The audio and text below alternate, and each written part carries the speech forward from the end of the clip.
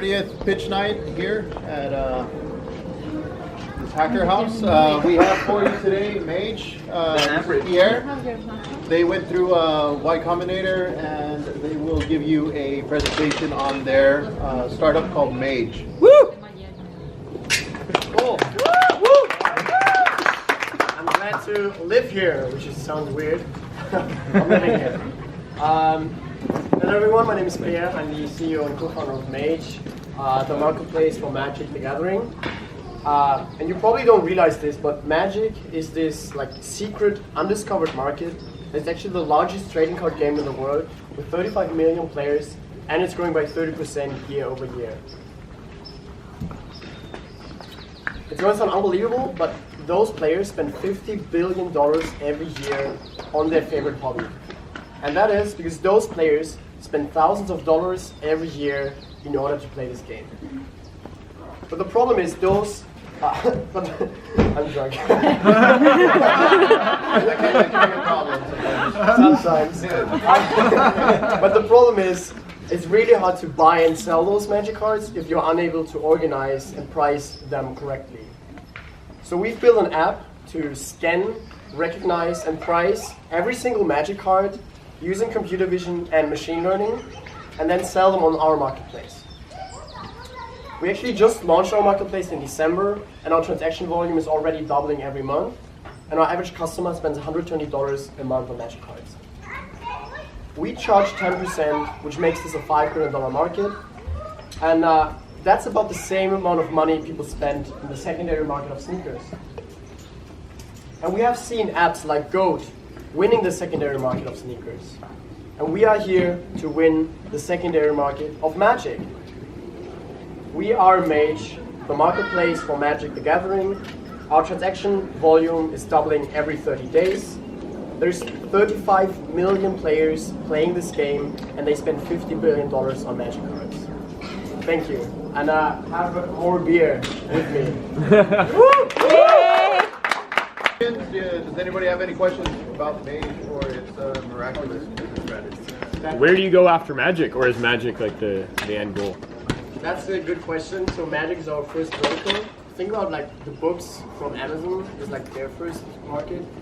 We expect to go into Pokemon, Yu-Gi-Oh, and all those other trading card games, and then eventually go into a broader market when computer vision is ready for other items. Cool. All right. Any other questions? Are you raising money?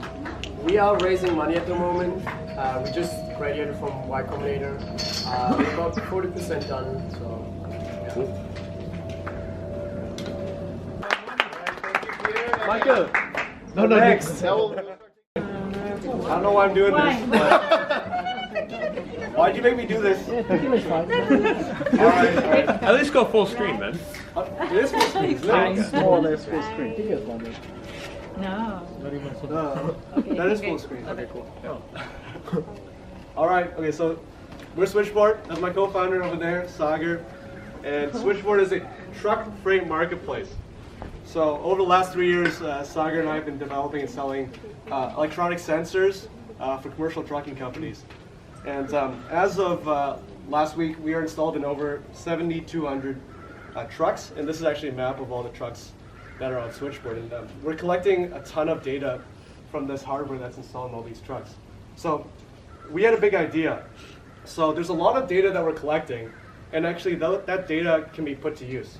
And our idea is to use this data to find available trucks to move freight instantly. And the reason why we were able to do this instantly in terms of finding available trucks is because now we have the data on where the trucks are, we know where the trucks are going, and we know when they're going to be available, all in real time. And this is not a theory, so we've actually started our marketplace 3 months ago, and we've been growing pretty quickly. Last month we closed over $40,000 in GMV. And Switchboard is unique because our devices collect data 13 hours a day. So we're collecting data on drivers of trucks every single moment, so that allows us to match the available trucks to freight better and faster than anybody else. So just I guess in summary, we closed over $60,000 GMV in 3 months. We're installing over 7,200 trucks, and we have better data, which allows us to match better. So, yeah. What? Okay, question. Are you dealing with owner-operators, or are you dealing with larger freight companies? We deal with both. Both? So we actually, the device is agnostic to fleets or trucks because it's installed in the truck, right? So whether you're a fleet or an owner-operator, we install the device right into the truck. And the benefit to the, let's say, an owner-operator situation is what? Yeah, so the benefit to the owner-operator is regulatory compliance. So this is actually a device that's mandated by the federal government to be installed in trucks and has to monitor when they're driving, which is why we get the data whenever they're driving. Okay, talk to me later. Yeah. Cool. So who came up with the idea? So actually, well, both me and Sagar grew up in the trucking industry, so we had family in the trucking industry. The real, like the cataclysmic point where we decided to start a company was actually when Sagar's uncle couldn't find a truck broker to find a truck available for him because he actually uses trucks to move a lot of stuff. And so because he dropped the ball, he was like, look, why isn't there a better way to find a truck? And we were like, Who are considered competitors? Like where you fall in terms of Convoy and those guys? yeah. So if you consider Convoy and Uber Freight, those are the people that are doing the marketplace. But the only type of data that they get is smartphones. And there's a problem with smartphones because if you use a smartphone, you only turn it on, and Uber and Convoy only gets the data when they turn on the app. And that's when they're looking for a job, right? Yeah. And so you can't do any predictive dispatching or predictive brokering with just that data. It's specifically load matching. Exactly. Okay. Right? So if we actually find out where they are or where they're going, that's actually a lot more powerful in terms of finding out the next day who's going to be the available trucks in this one city that needs to go somewhere, which is the key I think to actually solving this entire. You have the predictive component. In it. Yeah, Yeah. exactly. That's really really key. Hey everybody, so we're three YC companies, and so I'm pitching revision, your second eye everywhere. So the problem we're facing is, whenever you want to go sometime, most time you want to know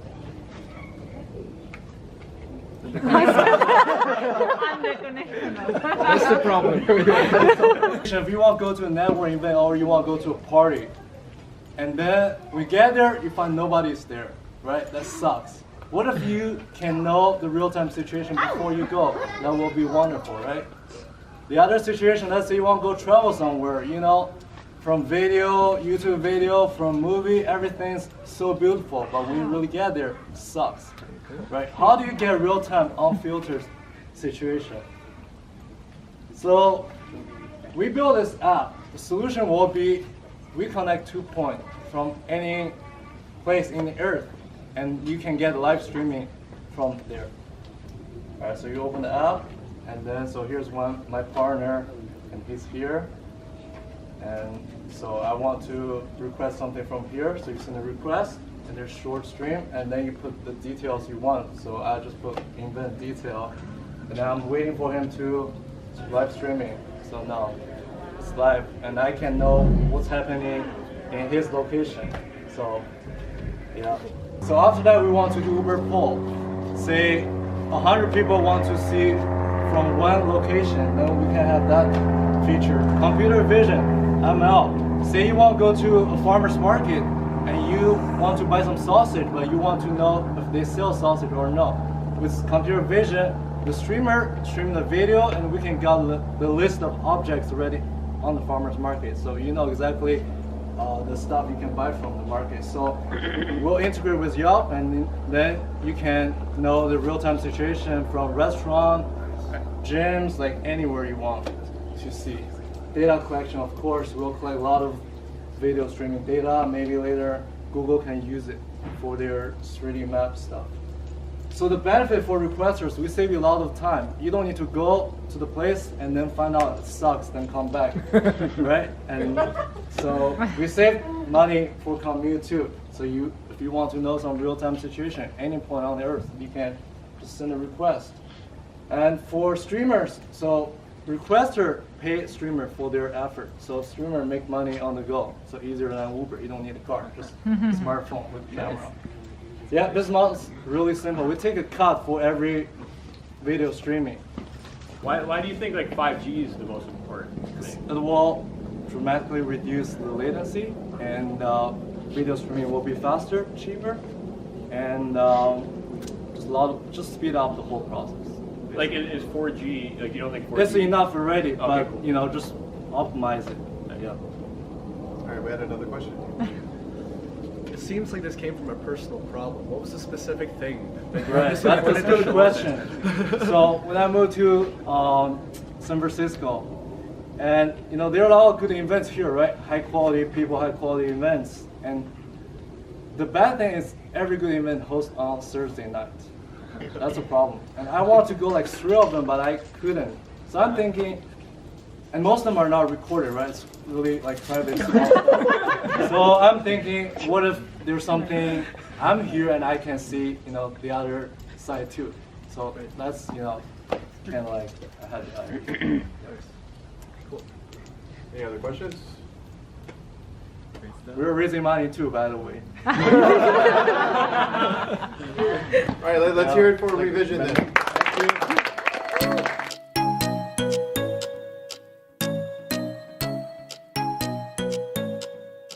We have already over the 500 people and from 60 countries. Wow. I provide cozy space, and working space, and tech garage, and so every free meal. So if you The food's amazing. thank you. No, thank you so much. Yeah, you and your friends. Keep so- founders alive. Okay, March 30 is my husband Yasush's birthday. Happy birthday to you. Happy birthday to Yasushi. Happy birthday to you. Oh.